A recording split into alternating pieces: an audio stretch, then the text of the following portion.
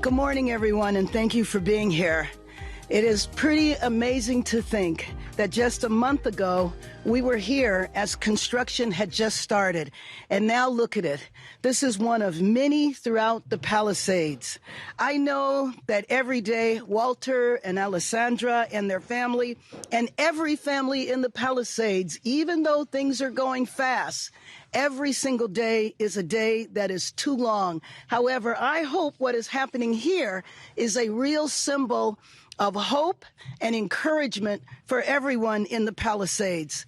And I just have to thank the work of the U.S. Army Corps of Engineers and Colonel Palisades, who are here, the incredible work. What now we are nearly 2,000 properties have had their debris completely cleared and have received the final sign-off from the county. That's a required step for permits to be issued. They're moving at lightning speed, expediting the timeline to get families home. And because the debris is removed so fast, the city has issued 54 rebuilding permits for 40 different addresses in the Palisades, and that number increases every single day, as does the number of applications. The first permit was issued just 57 days after the start of the fires, more than twice as fast as permits were issued in other places in the state that had suffered from wildfires.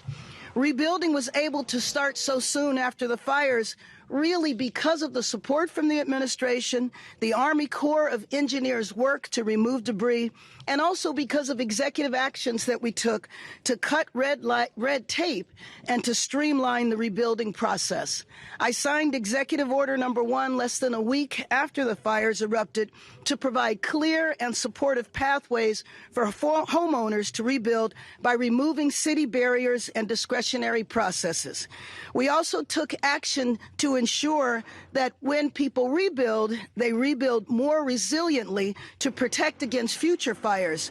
And in the past few weeks alone, we announced that we're launching an artificial intelligence pilot that would also be the city's first self-certification program next month. So both of those, the AI and self-certification, to empower qualified professionals to self-certify rebuilding plans, cutting through red tapes so that families can get home sooner. Buildings will still, of course, undergo inspections for safety, but this approach will eliminate the need for a lengthy city plan check and significantly reduce permitting times. And I will tell you that's going to become more and more important. We now have over 200 permits that are working its way through the process, but you can imagine in a few months, hopefully, that will be 2,000 permits. So we want to make sure that those permits do not get bottlenecked within the city's process. But we know that speed alone is not enough. We must rebuild safe, and we must ensure to preserve the unique beauty and character of the Pacific Palisades in an effort to rebuild the heart of the community. We want to make sure our schools, our libraries, our parks, and our commercial and community spaces will make a place, a home, and restore the sense of community.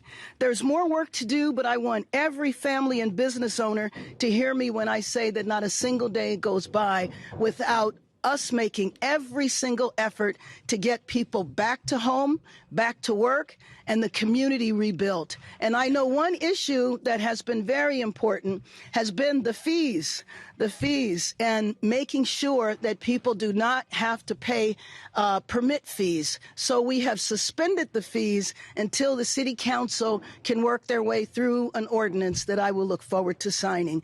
And so with that, let me introduce Colonel Palisades for a few words about the Army Corps of Engineers. Oops. Thank you, Mayor. I'm proud to be here today representing the over 2,000 Army Corps of Engineers employees and contractors who are taking part in this historically safe and fast debris removal mission. In the city of Los Angeles, as the mayor mentioned, we have cleared over 2,000 parcels already. That's about 75% of the total opted in. And throughout the entire Palisades fire area, we've removed over 900,000 tons of debris. This could not have been possible without the continued support of our city, our county, our state, and our federal partners, and really the engagement of the communities that we're in every single day. So on behalf of the Army Corps of Engineers, we appreciate and we thank you for your patience as we quickly and safely remove the debris, both from the city of LA and from the entire Palisades fire-affected area. Thank you. We'll open it up for questions now. But again, I just really hope that looking at this house just a month ago, meeting with the construction workers, meeting with the family, and their hopes and dreams to be back in their home by the 1-year anniversary of the tragedy. And so I really am hoping that it'll be an encouragement and inspiring for other families to move along in the process. Thank you. We're going to start on the right side with Josh, and then we'll go to Sue. Are we going to be able to hear it all from the homeowners? Absolutely. Yeah. You okay? You guys, we were here 5 weeks ago. Good to see you again. Good to see you too. Good to have you here. Thank you. Thank you, everyone. So we first broke ground to send a message that the Palisades will rise again. This is more than just rebuilding a house. It's rebuilding hope for the community, right? But we can do this alone. We see many parties stepping up to help us. But unfortunately, we don't see insurance companies doing the same. Unless State Farm pays what's owed to us based on our policies, the progress that you see here and the momentum for the community is going to stop. So we urge that there's a need for insurance companies to step up, to follow through with the city and what everyone else is doing. So if you were to ask us, like, what's our biggest challenge right now, it's the insurance companies. Are you still waiting for them to reimburse you, or? Yeah. So it works in stages, and to us, what we see the most is delays in communication, undervaluation of construction, and miscommunication. So it's really sad because, again, for us, we see the future here. We see the community back, but we're being stopped by something that shouldn't be this way. So, next question, let's see. Mayor Bass. So we have one home here, but if you look all around us, there's nothing else. Why do you think there's only one home going up right now? Well, I mean, I think that these homeowners, and again, they can certainly speak to this. It's my understanding that you originally built this house 3 years ago? That's correct. And so for them to begin rebuilding again, they submitted the same plans that they used before. It's the same builder? Different builder. So it was probably easier for them. But as you know, for each and every homeowner, the circumstances are different. I will tell you that the insurance issue that you raised, I just came from a meeting with all the local elected officials. I was in a meeting with the Councilwoman Tracy Park, the State Senator Ben Allen, the Supervisor Lindsay Horvath, and the number one topic was the insurance industry and figuring out what we can do on a local but also on a state level to make sure that the insurance industry follows through and make sure that they issue the payments they need to make, but that they insure these homes moving forward. Can you talk about the changes that the Budget Committee has made to your budget? Originally proposed 1,650 layoffs.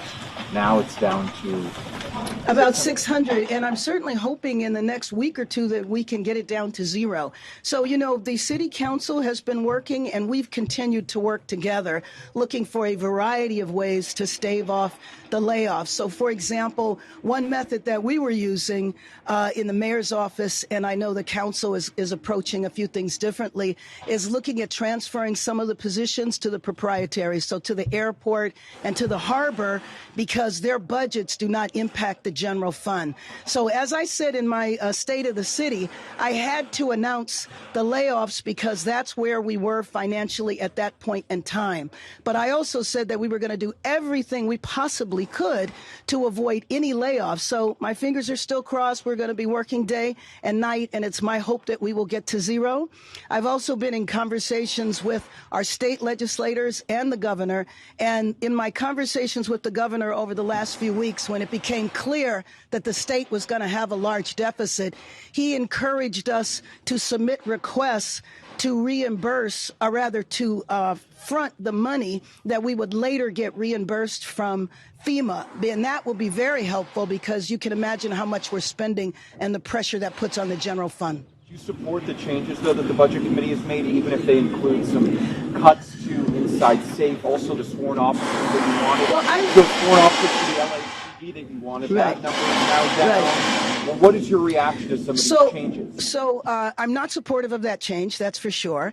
The change to the sworn officers, because I'm concerned that we don't have enough officers as it is. And as you know, I have certainly been on an effort to get officers hired. So we're going to have to look at that. In terms of Inside Safe, we actually proposed a reduction to Inside Safe that they accepted. And so we all know that with an $800 million deficit, you know, there's pain everywhere. So, you know, I will have to look at further, though, at any other changes that are made. I haven't looked at all of them yet. The LAFD, you haven't looked at those? No, in the LAFD, there's a little bit of controversy. That actually wasn't strictly a homeless program. Those were advanced practice units that, frankly, anybody and everybody can use. And what that means is that a normal paramedic can only provide care up to a certain point. The advanced practice units can provide a much higher level of care. So although they help the unhoused population, it's not strictly for them. Anyone in the middle, and then we'll get to you, Sue. Just, all right, go ahead, Sue, and then we'll wrap. Okay, on a practical note, my house on Radcliffe was destroyed. We had a detached garage. We want to move the garage up front. Building and Safety has said that garage, if I move it up front, is now part of my residence. It takes away 400 feet from my residence. And everyone who's rebuilding is suffering or getting similar things. The family on Las Casas wants to build exactly, but the city has now gotten back to them and said, no, you have to resurvey and you can't have the same setbacks. I just have to tell you that for those individual situations, I'm happy to discuss them. I know our general manager here from Building and Safety is here, and maybe we can address the individual situations after the press conference. Architects are saying it's the goalposts keep changing about what is required and what is not required. They would like a set doctrine about what is supposed to take place. No one can move forward until they can get that defined. Okay, thank you.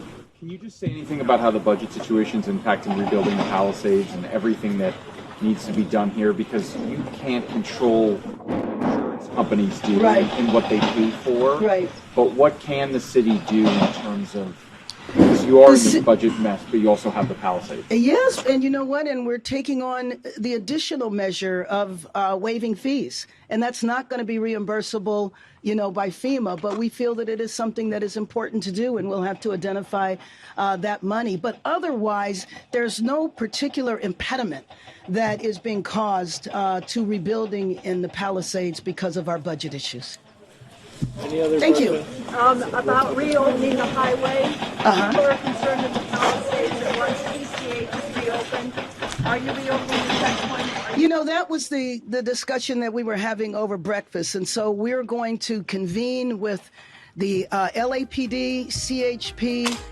We're talking to the governor about the National Guard, as well as the sheriffs. So we'll get back to you on that. Thank you very much. Thanks so much, everybody.